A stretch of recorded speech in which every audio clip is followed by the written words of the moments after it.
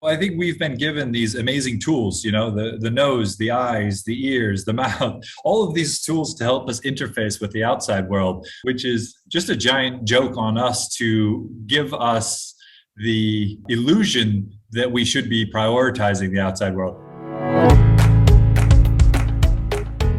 Welcome to a new season of Leadership Live podcast, where talented people become extraordinary leaders. I'm Daphne Horowitz, and I'm here to help you cut through the noise and talk about real leadership issues. Down to earth, solid, caring and confident leadership. No theory, no pie in the sky, no frills or fluff. Because this is what the world needs most right now. For you to lead with confidence, clarity and impact so that you can build a business that builds people, grows profit and makes a difference. Today's podcast is a conversation with Jonathan DePotter, founder and CEO of Behold Retreats, facilitating life-changing plant medicine or psychedelic journeys to guide clients to higher levels of consciousness and to live with more joy, more love, more peace and more purpose. Now I'm really excited to have Jonathan on the show today because he comes with a background in strategy consulting. So clients across Asia Pacific, defining and delivering digital transformation programs are really climbing that corporate career ladder that is so familiar to us.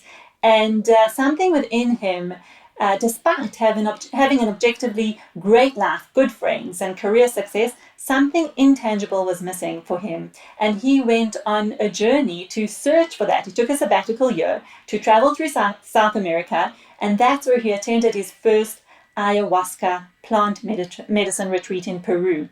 And he shares his story with us. I feel that we really dive deep into his experiences, his story, his transformation, and now being the founder of this business that provides these retreats for others who want to go on the same kind of journey and transformation.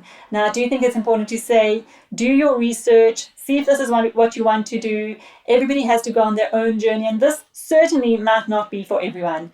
But the important lesson here is how do we live our life from the inside out, understanding that the journey of leadership really begins with you because we are interfacing with our external environment the whole time. We know we want to deal with people, our business, our families, our community, but we know that the way we manage our life or run our life really begins with who we are inside, and having that depth of self-awareness, being able to release some of our past patterns and limiting beliefs allow us to embrace many more possibilities for the future. So whichever way you decide to do that is really up to you. I think the journey of self-awareness and personal development is really an imperative in this day and age. And here we have one way of being able to access those levels of depth within ourselves, within our past patterns, and really living into the future self that we want to be. I found this conversation absolutely fascinating, and it is slightly longer than usual, and you'll see that we really talked about some crazy stuff right at the end. If you maintain your curiosity to listen right till the end, enjoy this conversation. I've really had an eye-opening experience in terms of really hearing from someone. What is this like? What does it look like, these psychedelic journeys? I'm curious about it. So I really enjoyed it. I hope you will too.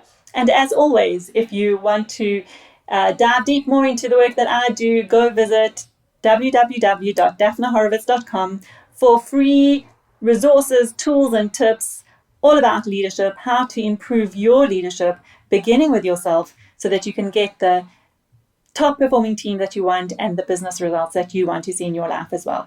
And if you enjoy listening to Leadership Live, please do leave a review and a rating. I would always be grateful for that. And of course, don't forget to go and check out our CEO Bootcamp, which is really about taking you on a journey of self-awareness, building the habits that you need to become the leader that you want to be, confident, top-performing leader with a winning team rallied behind you. And that's at daphneHorowitz.com/CEO Bootcamp. Now listen and enjoy. So today we have an exciting guest and a really exciting topic. Jonathan DePotter, I am so happy to have you here, and you are going to be closing off our season 2. So I think what a wonderful topic to be discussing and to leave our listeners thinking about as we close off our season. So first of all, welcome. Thank you, Daphne. It's great to be here, and pleased to know that we'll be rounding out your season 2. That's exciting. Yeah, it is exciting. And I want to dive right in. So tell us the juicy story, just a little bit of where you've come from and what you do today, and that story of your first retreat. And I want to hear it all. So I'm going to hand it over to you.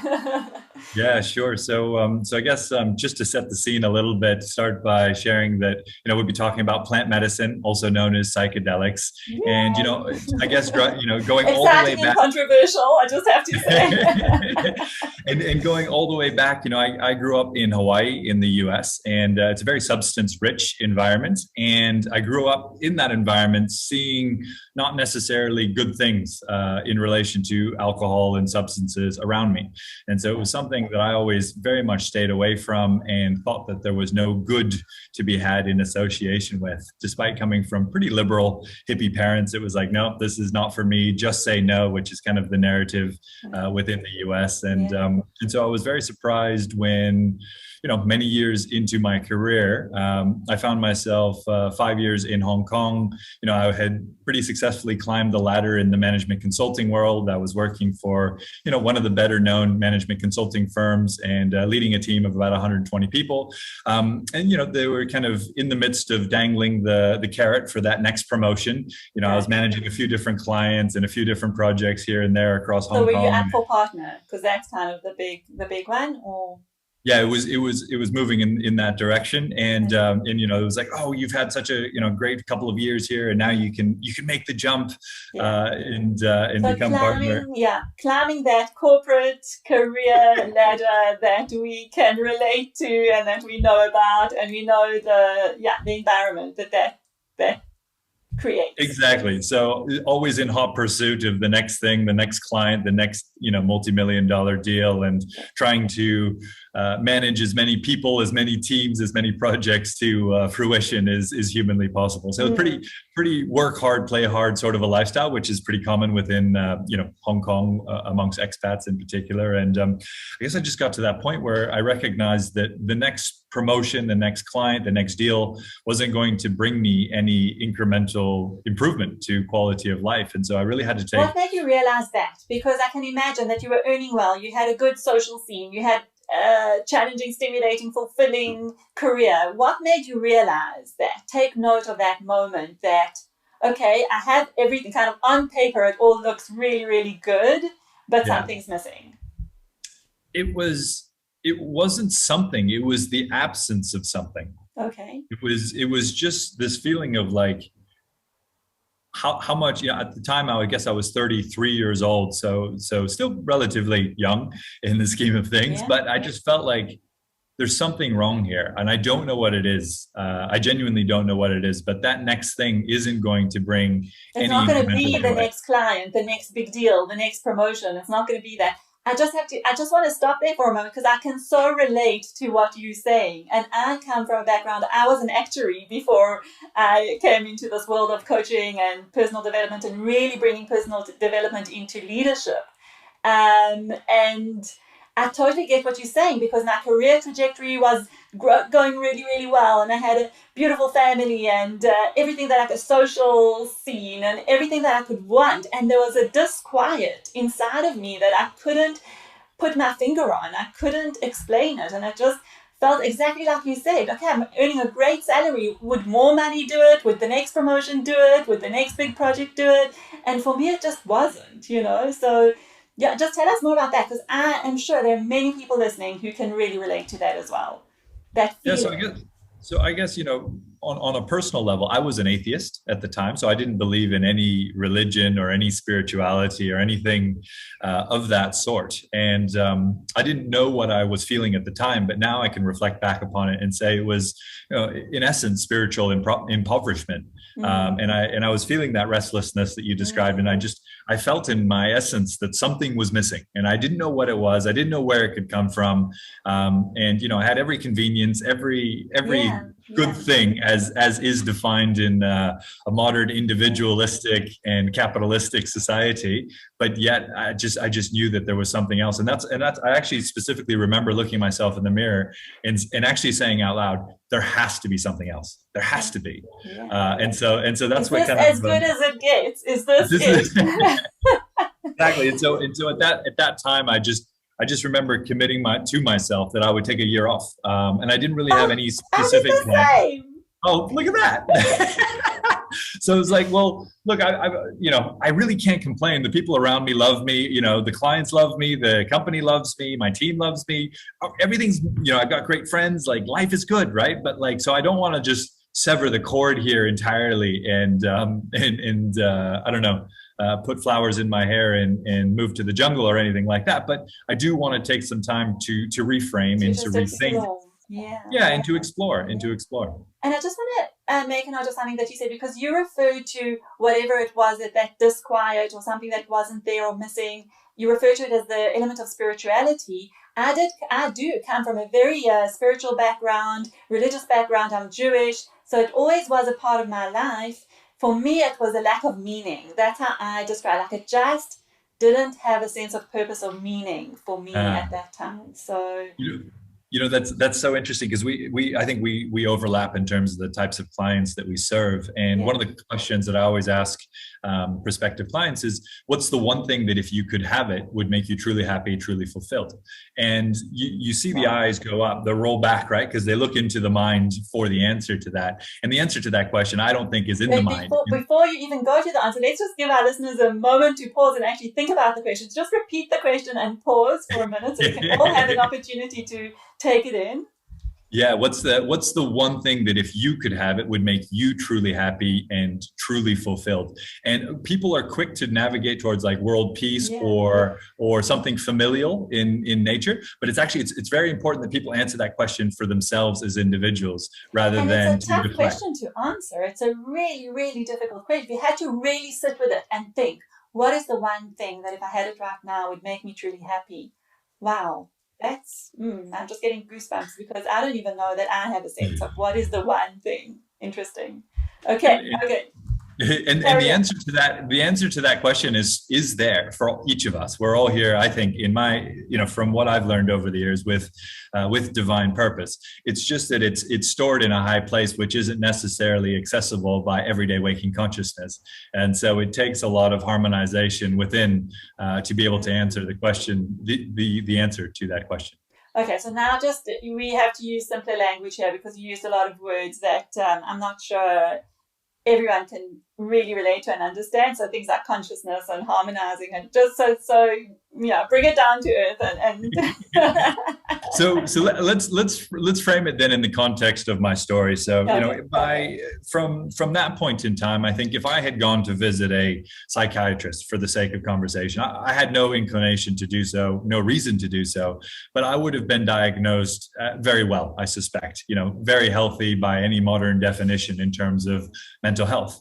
And now I think, again, reflecting upon that from what I now understand, we've fundamentally we've set the bar in the wrong place in relation to mental health. What we've done is we've set the bar at a subjectively low level, and we've considered anyone that's below that bar as requiring help. So they need to go see a psychiatrist or a doctor or a therapist, maybe a life coach, and get to work on some of the things that are blocking them, right? Mm-hmm. And if we're above this subjective bar that we've set for ourselves collectively, then you're doing just fine. You should get back to work and on with enjoing life. There's nothing to work on. Be grateful. And be grateful. That's right. Start a gratitude practice and meditating, and everything was going to be just fine. But I think the reality is that we all have a level of consciousness which very much defines the way that we see the world, which very much defines the way that we interact with the world. And we can improve that level of consciousness. And what I think is most exciting, there's no end to the opportunities to improve the levels of consciousness. So, when we hear about mystics or spiritual teachers or sages through time, even in modern times, and they talk about their ongoing personal development and elevation in consciousness, that's what they're referring to. They're referring to the endless opportunity to understand the self better, and as a result of understanding the self and harmonizing with the subconscious, I'll use those words again, then we come to understand not only the reality of ourselves, but the reality between our inner world and the outside world and the relationship between the two.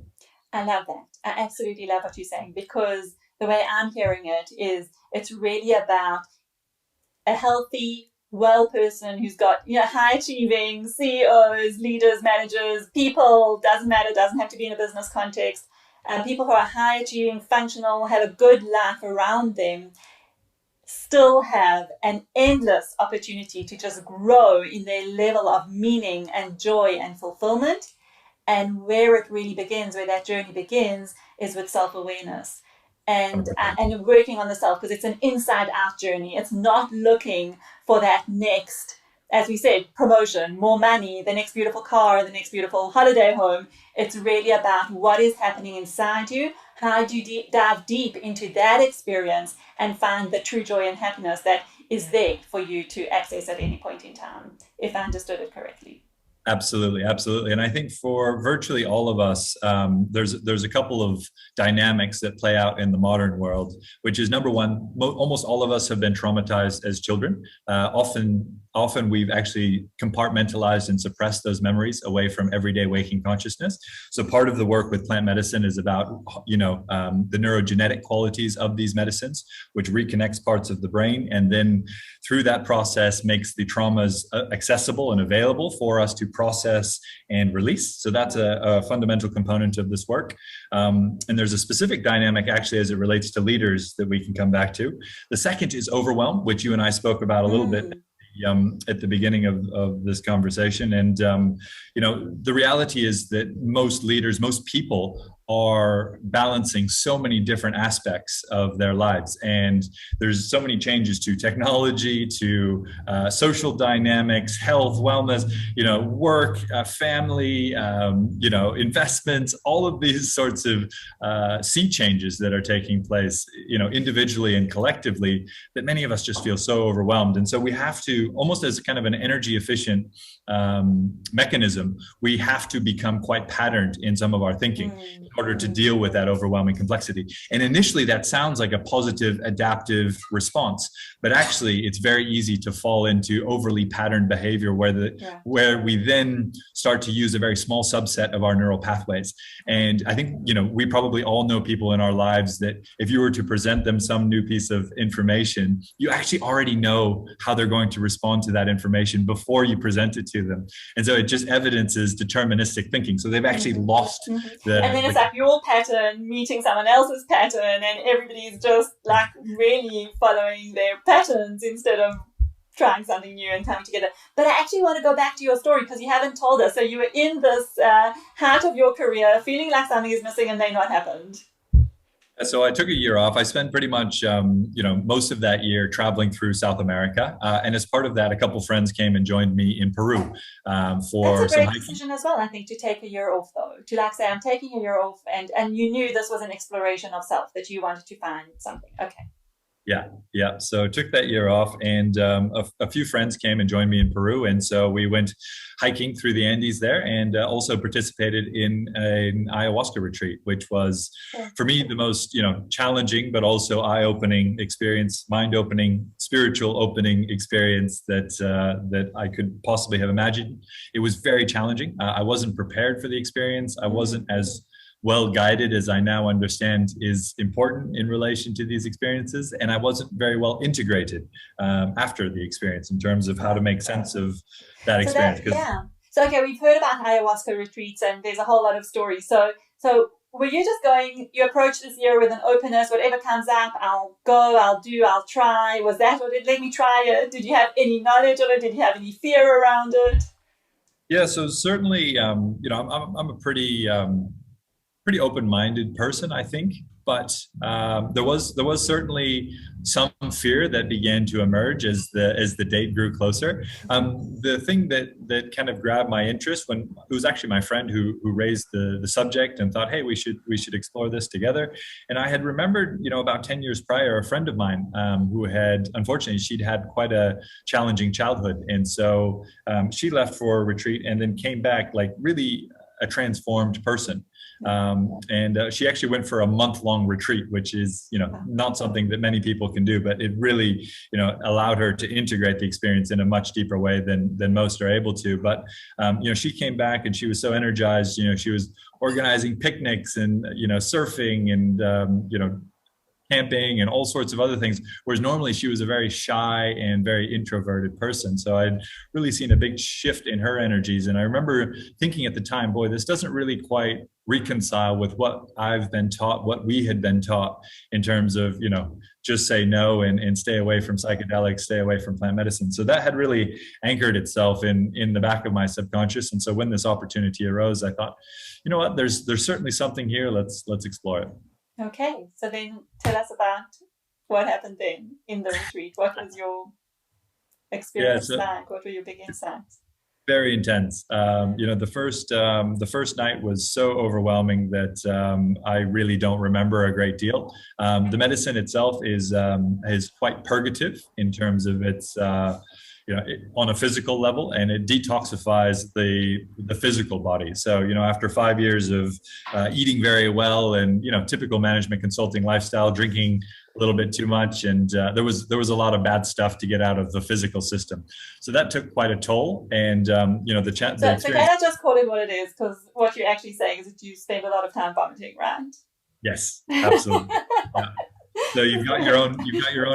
Everything's coming. Your insides are actually coming out of you. Yeah, it was not pretty. That's for sure. And that's why being prepared for these experiences on all levels, mentally, emotionally, physically, and energetically, is so important, because it's this challenging opener is a large part of what motivated me to say, once I understood that this could be done a different way and much easier on people, I was like, hey, this could be, these medicines are amazing in terms of their potential to facilitate transformation, but there's also, an easier way to do this than what I personally stepped through. So that was a large part of the motivation. For me, the second ceremony was much more rewarding in terms of the insights. And so you went back.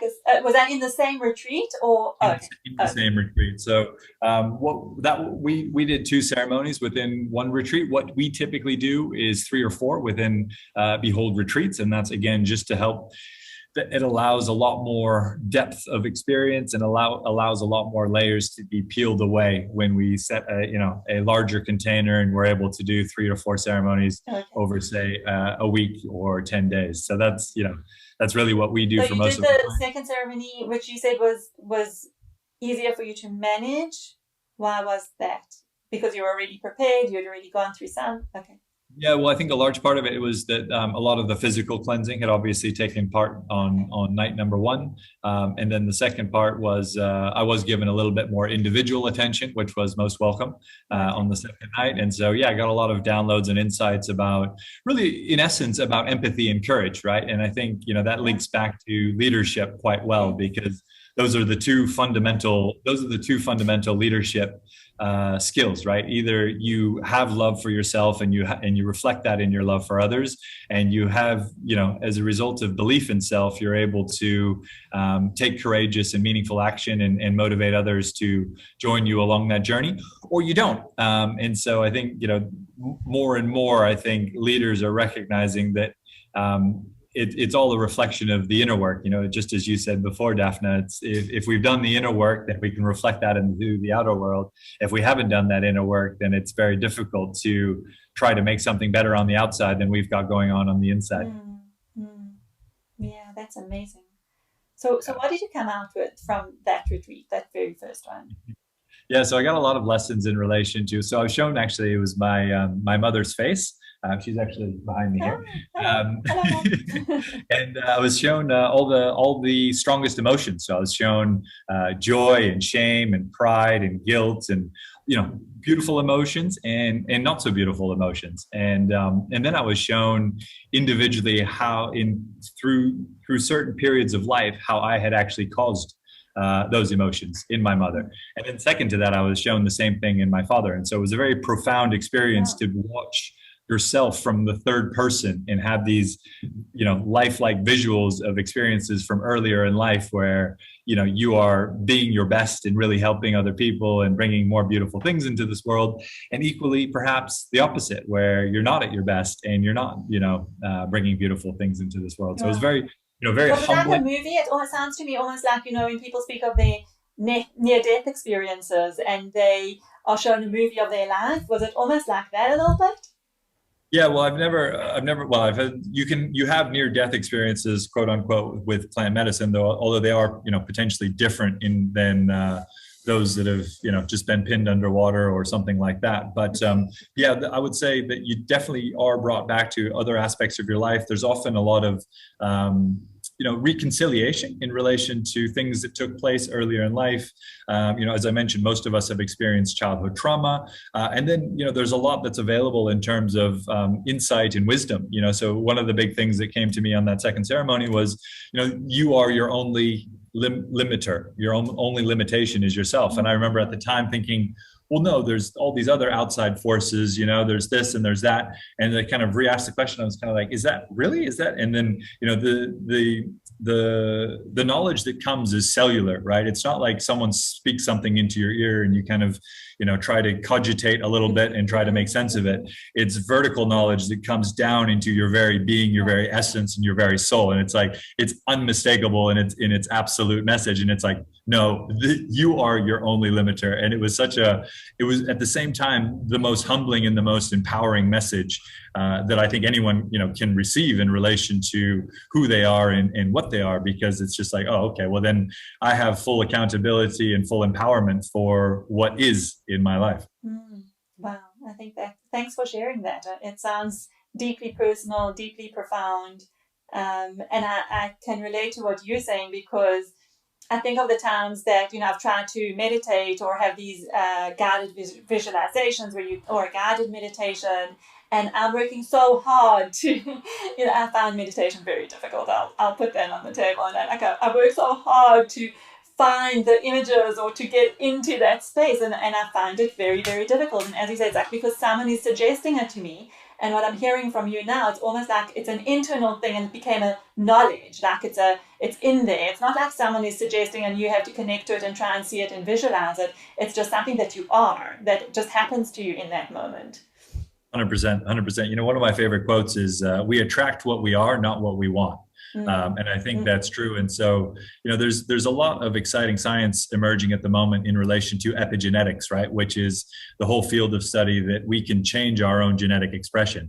Our DNA is part of our, what we're born with, but we can activate new elements of our DNA in order to change our genetic expression. And so I think that represents one of the major opportunities for mankind in terms of potentiality, because as we embody a different understanding of ourselves, a more courageous and a more empathetic understanding of ourselves, then that is expressed through our genetics. And so it all starts in the mind. And, you're seeing now a lot of the psychedelic science and the plant medicine science. It's a cure for autoimmune disorders, for anxiety, for addiction, for, depression, for OCD, for autoimmune disorders. They're now testing it for acute stroke victims as they're loading them into the ambulance. So like you start to see that it's like, okay, is this like a silver bullet, or like what exactly is it that's going on here? And I think a large part of that is that most disease has an origin in the mind. It's energetic in nature, and it stems from sickness and thought-based patterns that are really not self-serving, right? So most of us have an overwhelming amount of thoughts, right? So National Science Foundation recently published research Typical person has between 12,000 and 60,000 thoughts per day. Most people only have egoic thoughts, so that's I, me, mine. Most people are repeating the same thoughts over and over again. So 95% of the thoughts are repetitive. And for most people, 85% of the thoughts are negative. So we think a lot. We think only about ourselves. We think the same things about ourselves and mostly bad things about ourselves. And so there's this mania that's taking place in the mind. And that's reflected in, most of our thinking is fear-based, right? Where we think we're not going to be enough, we're not going to have enough. And so we're always thinking about the next thing because we're worried about some scarcity or some lack that either exists within or is going to exist within our outer world. And so unfortunately, that's a large part of what's driving the current paradigm. Yeah, for sure. I'm interrupting this episode to share an absolutely wonderful free leadership toolkit I've created, and I want you to go and get it. So if you're a CEO and you're great at what you do, but you're frustrated because you're constantly chasing deliverables or putting out fires, and you know you can be better by building leadership habits to become a confident, inspiring CEO with a top-performing team, then go and grab your free leadership toolkit and training at daphnahorovitz.com/leadership toolkit. It's just a matter of creating leadership habits that serve you, your business, and your team to drive the results you want to see. I will show you how in this free training. So go and get it now at daphnahorovitz.com/leadership toolkit. And if you're tired of working those crazy hours, shouldering responsibility for all the things, with your team just not stepping up enough, here's what you need: the CEO Habits Bootcamp. If you're ready to apply to join the CEO Bootcamp, head on to daphnahorovitz.com/CEO Bootcamp. I can't wait to see what that will do for your leadership and your business results. And remember, once you make it a habit, it doesn't take that much time. Now, back to the show. Okay, and again, so relate to what everything you're saying I can relate to, but the whole idea of doing work with your thinking, or just becoming aware of your thinking and observing your thinking, because it truly is what drives us and runs us actually, and how much of that thinking is steeped in our past patterns, right? Because it's either about what's happened in the past and ruminating about that and really repeating our patterns over and over again, or about the future and worrying about the future, what's going to happen, what's going to be, and if I do this, what will happen, if I do that, and what do I need to do, and all of that. So, our thinking is all there all the time. The 12 to 60,000, fantastic metric, and it would be really interesting to know where I'm at, because it's something I work on, just being an observer of my thinking rather than being identified with my thinking. Okay, so yeah, take us to where you are today and how that journey led you to what you're doing. And I also want to hear about just some questions maybe about the safety of psychedelics and how it's managed and all of that. But just tell us the story, and then you can go into maybe some of the technical aspects. Yeah, so the culprit for the majority of the thoughts is a network in the brain that's known as the default mode network, and that's the kind of seat of the ego it's often referred to. And so as we begin to dampen down the default mode network, then the default mode network is active when we run off to the future, which is anxiety inducing, or the past, which is for many people associated with depression. So it's robbing us of the present moment. And so I think Eckhart Tolle's Power of Now, if you're familiar, I think is a great rational kind of foot in the door to this work, to keeping your brain grounded very much in the present. And so what's available, I think, through this work, regardless of whether it's with plant medicine or otherwise, is actually the cessation of all thinking. So you can. Is that what we're aiming for? Are we aiming for the cessation of all thinking? Because that's what I'm thinking. Our creative thinking, coming up with new ideas, that takes place in thinking, doesn't it? Well, we don't really have evidence per se that thoughts originate in the brain. When we see Mickey Mouse on the television, we understand that Mickey is actually being projected out from somewhere else, and that there's some modulation that's taking place within the television and then projecting onto the screen. And in fact, the leading science, whether we talk about quantum physics or neurology or even some of the research that the CIA has done in the past, is in essence pointing in the same direction, which is our brain is a modulator. It's an antenna that is modulating a signal. And so if you speak to some of the most creative people throughout history, you will find a common thread, which is that they don't necessarily take credit for their creativity. They lend credit to a higher power, which is very interesting, right? So if we talk about Leonardo da Vinci, there's a gentleman, I don't know if you've heard of him, Robert Edward Grant, that I follow very closely these days. He's a philomath. He's found the basis for the speed of light. He's found the basis for calculating all prime numbers, which used to be thought impossible, and is the basis for encryption. He's really he's discovering incredible things that we've somehow, some fundamentals that we've been overlooking, shall we say. And so what's happening here is that as you modulate the brain, as you calibrate your antenna, if I may use other language, then the quality of thoughts tends to go up and the quantum of thoughts tends to go down.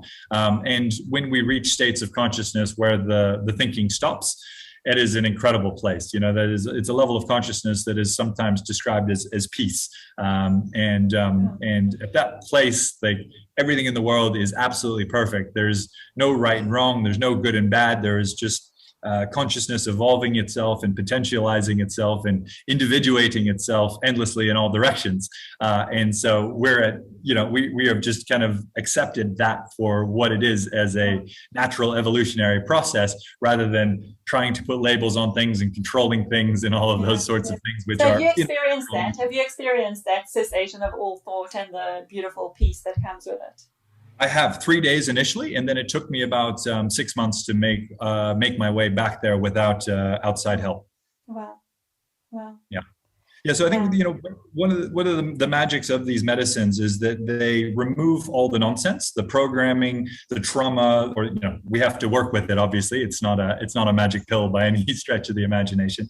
Just to clarify, I think of this as 80% mental and emotional work, which is what sets up the 20% with plant medicine to be magic. But what's amazing about these medicines is that they can show us. I use the analogy of shining a light down the path. Right, so it lights a path to a better state of consciousness that is available to us. And yes, perhaps we're working with ayahuasca or psilocybin or 5-MeO-DMT, and so that's we're accelerating that process of having something that is possible to our state of being in our consciousness. But then it's our work to actually begin to walk the path as we return back to earth, to begin to make steps in that direction so that we can embody that and live that, rather than being dependent on outside substances over time, if that makes sense. Wow. So, and today that's what you do. You lead people through these processes in your retreats, and you're doing it in a way that actually helps people to go through the process, the difficult physical and whatever physiological part of it, but also to integrate the emotional and mental experience so that they can come back into the world in a different. So give us an example or tell us how it works. Yeah, so to frame my answer, so I spent 3.5 years going to a number of these 5-star retreats all around the world, and I'd spent tens of thousands of dollars. So hold on a sec, did you ever go back to work? Just curious about that. What happened with work? Yeah. I did. I resigned from that consulting firm, and I had the opportunity to establish a new consulting firm, a boutique financial services consulting firm in a new country. So they were opening up a new office, and so I jumped at that opportunity just because nice to start something from scratch and kind of prove self that way. But it was. I returned with the full knowledge that I was preparing myself for an evolution into this world. Okay. So over that time, I was doing my own work. I was, meditating a lot. I was reading a lot of spiritual books, attending these 5-star retreats. But my intuition told me that I was missing something. And so I kept going, I kept going to these retreats, having these profound experiences, sometimes very challenging experiences. And then life would return to normal. And then life would return to normal. And then life would return. And I knew it was like something was on the tip of my tongue. I just knew there was something else there. And so when I found, I was lucky enough to stumble across some people who really knew what they were doing in relation to this work. And I made more progress working with them and being guided and helped by them than I had made in the 3.5 years prior. just in the space of a couple of weeks. And so that really re-quadrupled my own motivation to understand more in relation to this work and to guide people on really transformative experiences versus psychedelic experiences. And so what we do is quite a bit different. We tend to, we spend more time, typically 3 weeks up front with our clients, to help them get really clear on their future self, help them begin to work with the mental and emotional tools that we teach. This work is all about rewiring patterns of mind and releasing lower level emotions, right? So we've all got shame, guilt, fear, grief, apathy, anger, pride, envy stuck in our physical body. Many, many layers of these emotions have been often suppressed and repressed and stuck in our physical body. So what we're doing is we're teaching our clients how to rewire their mind ahead of the plant medicine work. That's with plant medicine. So that's a whole lot of exactly like therapy type work. Depends on where clients are at. We have coaches and therapists, so it kind of we match with coaches and therapists based upon where they're at, and we just help them see, right? These are the patterns of mind that you need to release in order to be able to manifest your future self. These are the emotions that you need to be able to process in order to move towards your future self. And then when we step into the medicine ceremonies and context with that understanding and a really deeply rooted intention in relation to our knowledge of our future self, then the medicine is able to respond to that intentionality. These medicines, if we have something that we want, the medicine can show us. And so then it can surface the emotions. It can help us rewire the patterns of mind that need rewiring in order for us to be that future self. So that's what we do ahead of the retreat. Then we typically do a week retreat, either a small group retreat or a private retreat. And then after that, we do 3 weeks of integration work. So helping them, these are very powerful experiences. So helping them integrate that experience so that they could improve quality of life. And fundamentally, there's only one outcome that we're aiming for, which is to sustain an elevated state of consciousness. And when we achieve that outcome, then we are much more likely to connect to our true purpose, to heal those lower level emotions and the trauma, to deepen the spiritual connections, and to have some of these more, far out spiritual experiences like universal love or the interconnectivity of all things, or, God consciousness, all of these things that have been written about and spoken about by the mystics and spiritual teachers through the ages. It sounds fascinating and beautiful. And would you say that a person coming into this experience really experiences a transformation after one retreat? Or because if you look at your own story, it took you years to get to this place where, as you say, you experience something and you come back and life goes back to normal. So what's your comment on that? So that's a large part of why we do things the way we do them, because we teach the tools for the continuation of elevation of consciousness.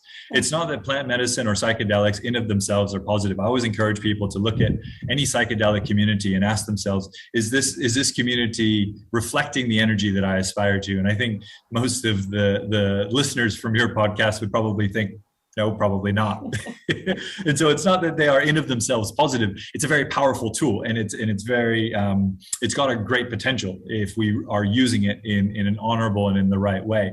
Now, I would say that there are clients that have had very massive breakthroughs on their first experience, like ones that took me more than 3 years to get to.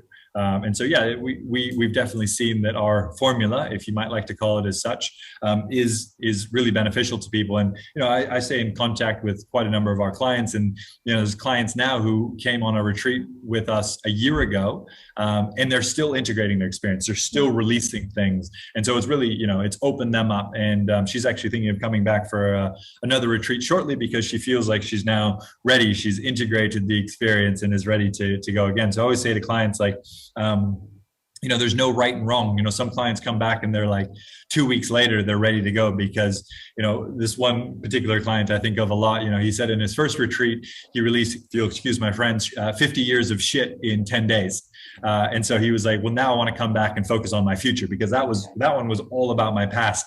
Now I want to know where I'm going. And so that was, beautiful to guide him in those two parts and to see the transformation that took place in him. But I did want to come back. You mentioned safety, which I think is an important subject. So should we talk about that shortly? Yeah. Any particular aspects of safety that you think are of interest? So let me think about even myself. I'm a rational person. I've done a lot of personal development work over the years in very, let's say, the more traditional approaches, right? I struggle with meditation. I know that, I love Eckhart Tolle's work and the whole thing of the egoic-based thinking and being in the present moment and working on that. So I'm working on myself all the time, but it is damn hard. And I find, like I said, those guided visualizations I find very, very difficult to get into. But there's a part of me that's going, okay, if I go for something like plant medicine or psychedelics, what is it going to do to my brain? Am I going to be able to function the same way? Is it really safe? Am I going to have a bad trip? Those are the things. And also coming from a background where absolutely say no to anything that's offered to you that's going to smell like anything that feels like drugs, so like how do you talk to all of that? Yeah, sure. So I guess the first thing to say is that anyone who's exploring this, I would always encourage them, number one, to do plenty of their own research into what's out there, what's being said in relation to the science, etc. Familiarize yourself with the different medicines, and most importantly, understand your own individual why. It's not enough in my mind to hear about this on a podcast or have a couple friends who went on a retreat and had a good experience as our own motivation. I think it's super important for people to develop their own why in relation. Why are you doing this?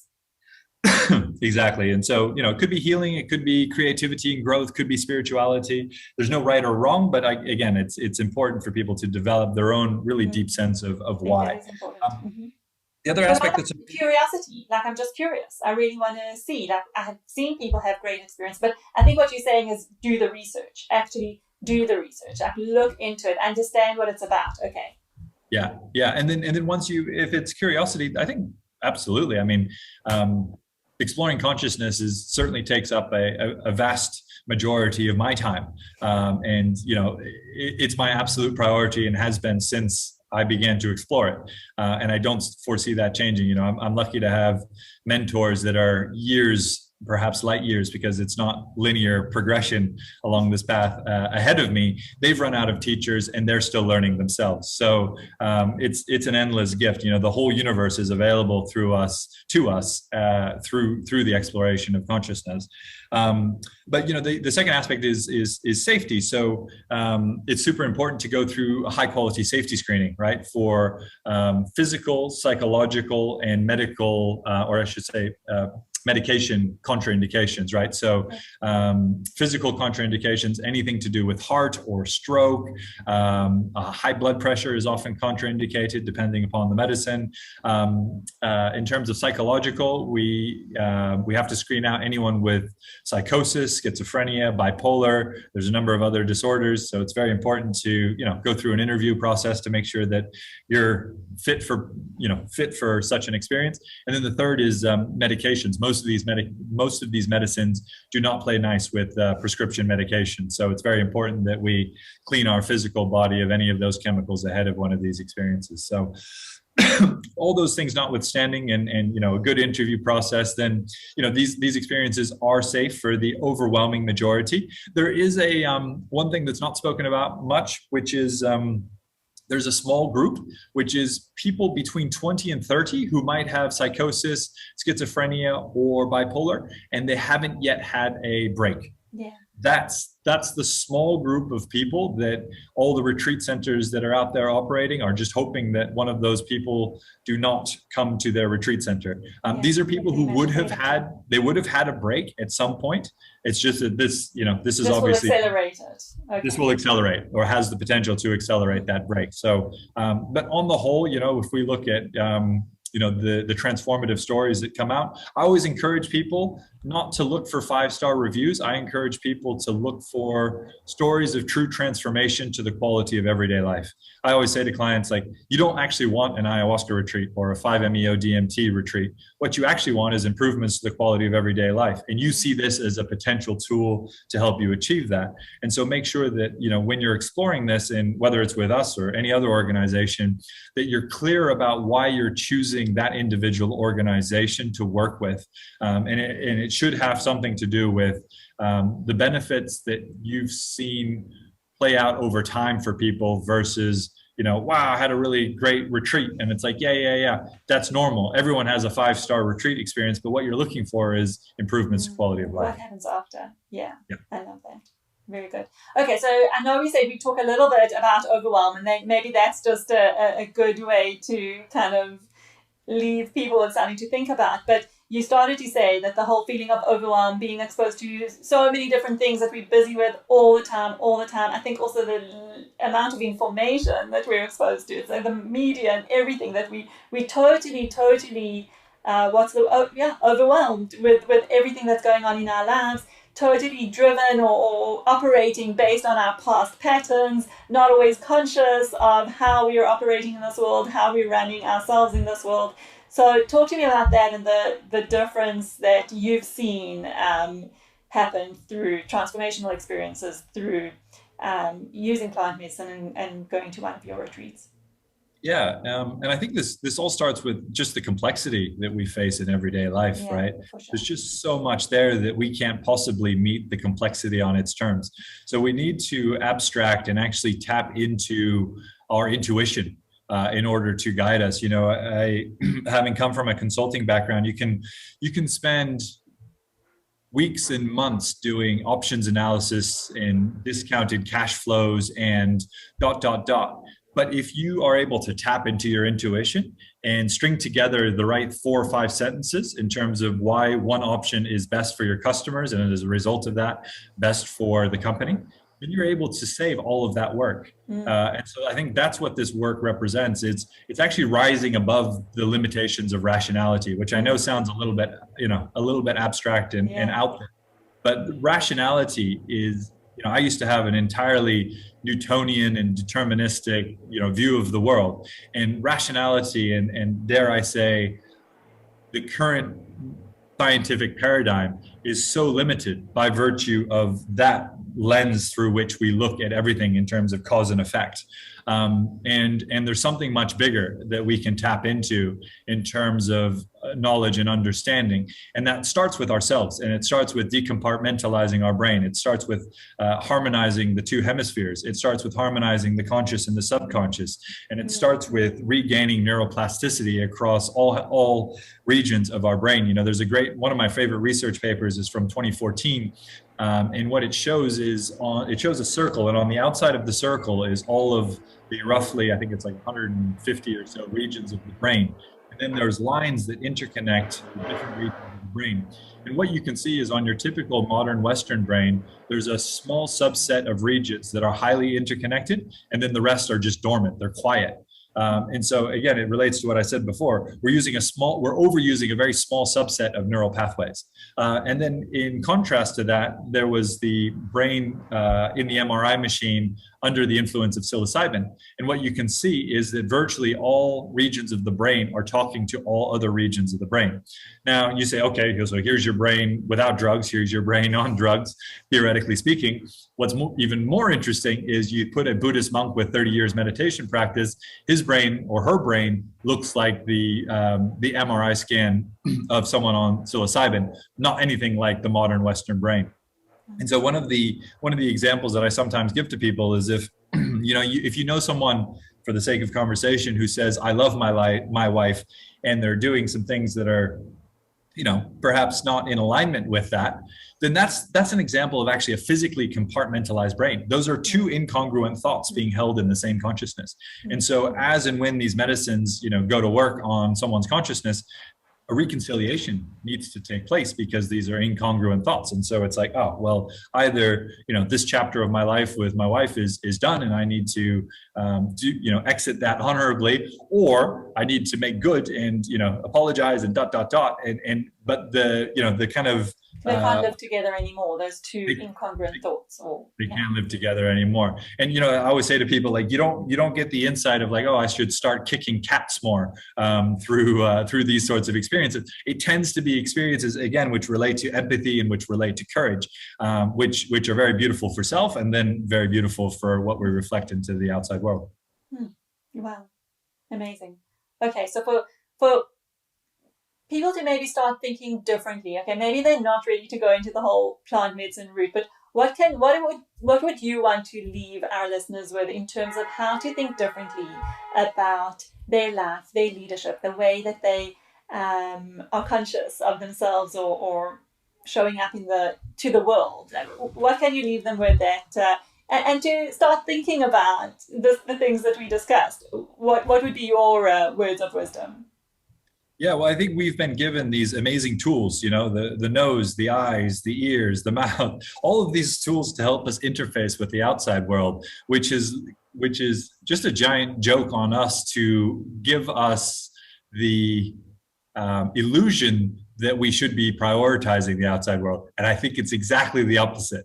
We should be prioritizing the inside world. So whether it's through meditation, whether it's through breath work, through its mindfulness practices, plant medicine, many other modalities that are available out there to help us give priority to harmonizing our inner world. And everything is available. I think whether we talk about The Secret or any other, manifestation techniques, they're talking about, going into your inner world in order to manifest what you want in your outer world. So, and I think that's what we're on the cusp of. We're on the cusp of millions of people recognizing that if they focus on their inner world, then everything was just going to flow in their outer world, because they're going to connect with their higher purpose. Their higher purpose is going to inspire them and motivate them to get out of bed early in the morning and contribute and give the most that they can, as opposed to take the most that they can and try to fight for security in what is an uncertain world, and that is the next evolution of consciousness that we're going to see just rise exponentially across the world over this period ahead. And I don't think that this little virus is a coincidence. I think it has spiritual significance to help us along that path. Do you want to say that? Do you want to say one more thing about that, because that's interesting? Yeah, well, look, it's we are. Well, how deep and how crazy do you want me to go here? I'll just cut out the parts that are too crazy. Go for it. I probably kept people with me up until now, so that I could really look. I think if you've been listening till now, okay, now we get to the crazy stuff. Let's go for it. We are antenna for this planet, right? We are Homo erectus. We are beings of light. And actually, there's a scientific paper I'll send you directly after this, which evidences that we do, in fact, emit light ourselves. We have evidence of this now, which is pretty cool. But we are able to bring down and connect to the infinite collective knowledge. We have the illusion of the separate self. And the moment that we begin to surrender the illusion of the separate self is when we can come to recognize that we're part of something much bigger, and that the holographic universe is reflected through our inner world, and the outer world is a reflection of our inner world. So perception is reality. That quote really runs all the way through. And so we are antenna that are not caring for this beautiful planet in the ways that we should. And so part of the evolution of consciousness is harmonizing the masculine energy. We've got too much of the masculine energy in the world at the moment, and at the moment the feminine energy is on the rise to bring yin and yang, or feminine and masculine, back into balance. And part of that will be back to taking care of the thing that takes care of us, which is, of course, this amazing planet. And so that goes into ecological reforestation, into localization of food chain. It really runs deep in terms of the changes that we need to make to ourselves so that we can begin to reflect them into the outside world. I love it. I'm really connecting to what you're saying. So I'm going to say something crazy too that I haven't actually ever said out loud to a wider audience before, but I've been reflecting a lot as well about what's been going on over the last 18 months, 2 years of our planet. And it took me back to thinking about the story about Adam and Eve. And, Eve gave Adam the apple, and he ate it, and all of a sudden they had this world of knowledge open up for them. And for me, this is the breakdown of what happens in society, because we made that knowledge everything. We made that knowledge. It wasn't about the apple. I think also interesting that the first thing Adam does is he goes and blames Eve, and then he blames God for putting Eve. The first instinct was blame, and that only happened after he took the bite of the apple, right? After he got knowledge, he started to blame. And for me, what we've done with knowledge is we've created a structure that we think is absolutely invincible, but we've created the knowledge. There is such a much higher level of knowledge that we don't begin to access if we keep thinking that our rationality is what knowledge is. And what we're seeing now is so many different paths of knowledge that are just fighting each other. There's a scientific paper for anything that you want. You can prove your case, right? Yeah. And everybody's fighting about it, and they're all fighting about knowledge. But what if there's something else? What if knowledge isn't the be-all and end-all? What if there's a different way to access knowledge or wisdom or whatever you want to call it that doesn't sit in our rational brain? So that's like me being a little bit crazy. So, I've never said this before, but here it is. That's what I really think. I think 100%. I said to my old mentor, he's still on the Newtonian side of the fence, but he's coming to one of my retreats once things open up in Australia. And I said to him, intelligence is out, wisdom is in. And I think that's exactly. That rational intelligence, exactly. We've made it everything. Like everything sits in rational intelligence. No, it doesn't. Yeah. Exactly. There's infinite wisdom exists within our being. And I think the other aspect that this relates to as well, and there's something that you said that reminded me of it, which is that a lot of, I think, what we are going through is in relation to disconnecting from community, right? We have ceded power to positions that we don't necessarily think represent us entirely, right? I think that's everyone wants to feel empowered to make their own decisions. I think that is inherent to all humans. And you believe that you know what is best for you, and I believe that I know what is best for me. And it's not your place to tell me, and it's not my place to tell you. And I think people are really waking up to that. And I think a large part of that has to do with, we've been told that there's two forms of government: democratic government, which is on the right, where the market decides what's right and who gets what, and on the left, where we do a whole bunch of taxation, and then we provide services and redistribute some wealth that way. Now, we're told that those are the two different systems. However, both of those systems have fundamentally removed us from our responsibility to our fellow man. So they're actually the same system. They're perpetuating these larger systems that are disconnecting us from community. And I think a large part of what Corona is going to help us see is that we need to begin to take more individual responsibility for self in relation to health, in relation to education, in relation to ... And then also to begin to think more deeply about how we can contribute back to community. Who are these people who live around us? What are they doing? What can they teach us? What can we teach them? What could we do together that we couldn't have done individually as a person or as a family? And I'm seeing a lot of that sort of thinking begin to come together, which is very exciting, because that represents people taking back their individual power, which is beautiful. Yeah, and which is sorely lacking at the moment, I think, in terms of what we're seeing. But I think there are pockets. Absolutely. Well, Jonathan, thank you so much for joining me today. We've gone, way over time. But as I said, if anybody's had the patience to or the interest to stay until the end, they will hear even more juicy stuff. So I really appreciate that. And just opening our minds and our thinking and our experience to something different. And I think that's really, really important. So thanks, and we will put all the details of how to get hold of you and your retreats. We'll put those in the show notes. And as you said, do the research, decide for yourself if this is something you want to go through or not. Make it your own decision, take responsibility for your individual choices. And Jonathan, anything you want to leave our listeners with before we part ways, before we say goodbye? Schedule that time in your calendar to prioritize your inner world. It'll be the best thing you ever did. Exactly. Inside out. Thank you. This wraps up another episode of Leadership Live. Thank you for joining us today. And now let's continue the conversation. Do you have any questions, comments, or suggestions? Connect with me on LinkedIn or head on to my website at daphnahorovitz.com, where you can download a free sample of my new book, Weekly Habits for Extraordinary Leaders. If you enjoyed this episode, be sure to share it with a friend so that I can continue to reach and support leaders just like you. So tune in next week to Leadership Live, where talented people become extraordinary leaders.